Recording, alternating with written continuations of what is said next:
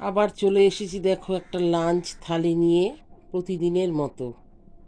দেখেছো লাঞ্চ থালিটা? আচ্ছা, লাঞ্চ থালিতে প্রথম পাতে খাবো সজনে ডাঁটা আর লাউ দিয়ে একটি ডাল খাবো, সাথে আছে ভাজা, আর লেবু তো আছেই। এটা হচ্ছে পাবদা মাছের ঝোল।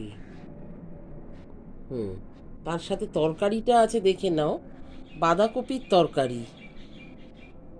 একটা ভেজিটেবল তো জানোই যে আমার প্রতিদিন লাগে।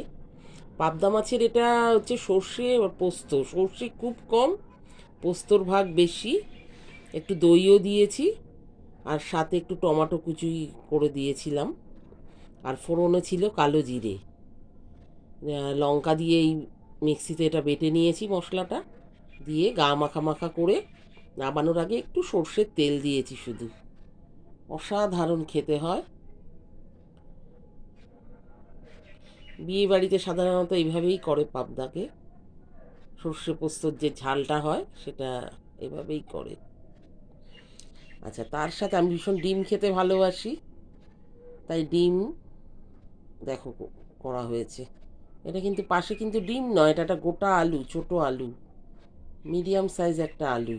তো ডিমের কষা, তার সাথে একটু রায়তা করেছি। হুম, তাহলে বলো, তা তোমরা কি সাজিয়ে খাচ্ছ তো? একদম প্রতিদিন, একদম আমার মতো করে সুন্দর করে প্লেটের মধ্যে এরকম সাজিয়ে খাবারটাকে উপভোগ করো।